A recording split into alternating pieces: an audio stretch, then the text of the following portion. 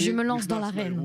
Au terme de près de 10 minutes de discours, Benyamin Netanyahou ne laisse pas de place au doute. Malgré les manifestations dans tout le pays et les dissensions au sein même de la coalition, la réforme judiciaire sera présentée à la Knesset la semaine prochaine.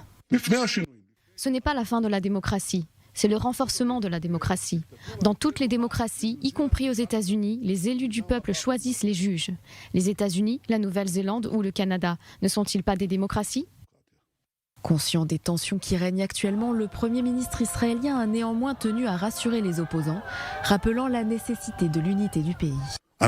J'ai l'intention d'inscrire dans la loi tous les droits individuels. Nous garantirons les droits fondamentaux de tous les citoyens israéliens, juifs et non-juifs, laïcs et religieux, femmes, communautés LGBTQ, tout le monde sans exception. Je ferai tout afin de calmer les esprits et de mettre fin à la division au sein du peuple. Parce que nous sommes frères et avec l'aide de Dieu, ensemble, nous nous en sortirons et ensemble, nous réussirons.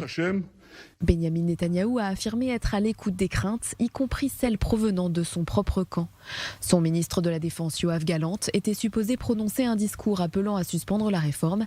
Il a finalement annulé cette prise de parole sur demande du Premier ministre. Benyamin Netanyahou a également accusé ses opposants de refuser le débat.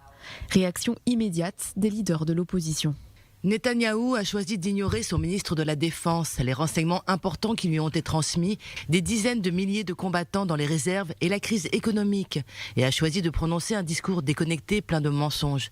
C'est de l'irresponsabilité nationale, c'est une violation de la sécurité du pays. Netanyahou a fait du Netanyahou. Il devrait s'arrêter et parler au lieu d'aller à la rencontre du médiateur de l'État. Je suis désolé qu'il ne prenne pas la mesure de l'enjeu. C'est dans ce contexte que Benyamin Netanyahou est attendu à Londres ce vendredi matin pour discuter de la menace iranienne. Il s'agit de son 4e déplacement en Europe en seulement 2 mois.